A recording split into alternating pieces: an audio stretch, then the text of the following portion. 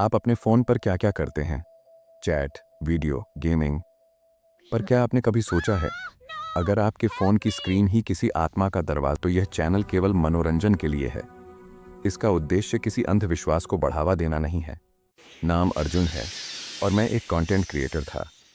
मैंने अपनी ज़िंदगी का सबसे बड़ा खतरा सिर्फ एक वायरल वीडियो बनाने के लिए उठाया।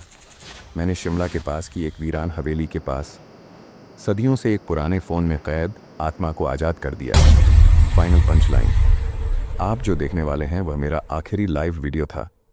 इस कहानी के बाद आप अपने फ़ोन की तरफ दोबारा कभी हिम्मत से नहीं देख पाएंगे। बंद कमरा और पहला मैसेज 030 मेरा नाम अर्जुन है। मैं डरावनी और अनसुलझी कहानियों की तलाश में रहता हूँ। इस बार मैं शिमला के पास के एक छोटे और शांत गांव में आया था। मकसद था एक हफ्ते तक इस अकेले कॉटेज में रहकर शांति से काम करना। सामने की पहाड़ी पर गांव से दूर एक पुरानी हवेली थी, वीरानी हवेली। गांव वाले कहते हैं कि वहां जाने वाला कभी वापस नहीं आता। मुझे ये सब कहानियाँ लगती थीं जब तक मेरे हाथ वो चीज़ नहीं लगी जिसने मेरी नींद, मेरा चैन और शायद मेरी ज़िंदगी छीन ली। जिस कॉटेज में मैं रुका था वह काफ़ी पुराना था। एक रात मैं कमरे की दीवार पर अपनी लाइट्स ठीक कर रहा था, तभी मेरा हाथ एक प्लास्टर से ढके हुए छोटे से आले निच पर पड़ा। जब मैंने प्लास्टर हटाया तो अंदर धूल से सना हुआ एक बहुत पुराना स्मार्टफोन पड़ा था। स्क्रीन टूटी हुई थी, बटन काम नहीं कर रहे थे और बैटरी भी डेड थी। मैंने उसे फेंकने की बजाय ऐसे ही चार्जिंग पर लगा दिया। मुझे लगा कि शायद यह किसी की पुरानी चीज़ होगी। अचानक आधी रात को एक ज़ोर की वाइब्रेशन हुई। कमरा सन्न हो गया।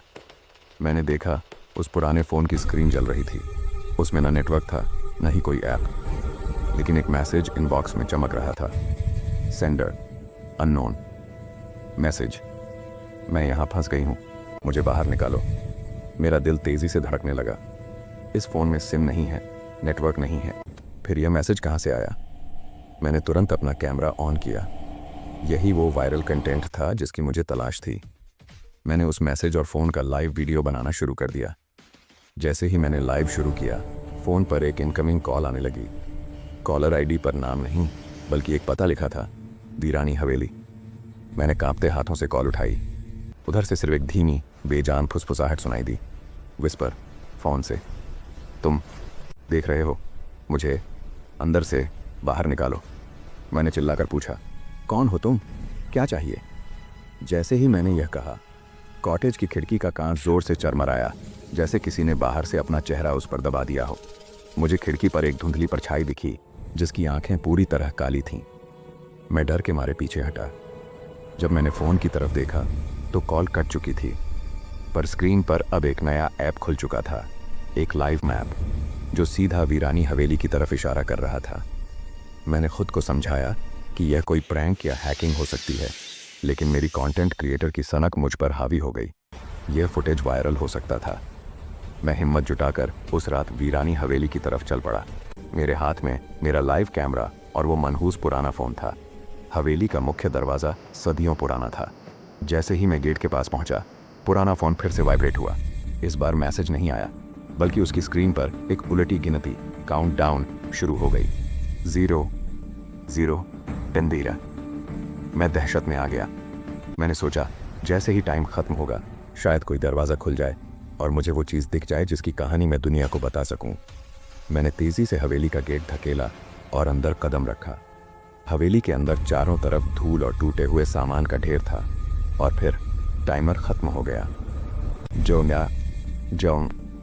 एक भयानक चीखने वाली आवाज़ के साथ मेरे पीछे हवेली का भारी दरवाज़ा ज़ोर से बंद हो गया। तभी मेरे हाथ में रखे पुराने फ़ोन की स्क्रीन अचानक से साफ, चमकीली और नई हो गई। उस पर वीरानी हवेली के मालिक की आत्मा नैना का चेहरा दिखाई दिया। नैना फ़ोन से हंसते हुए, तुमने मुझे बाहर निकाल दिया मेरे कंटेंट क्रिएटर। मैं कांप उठा।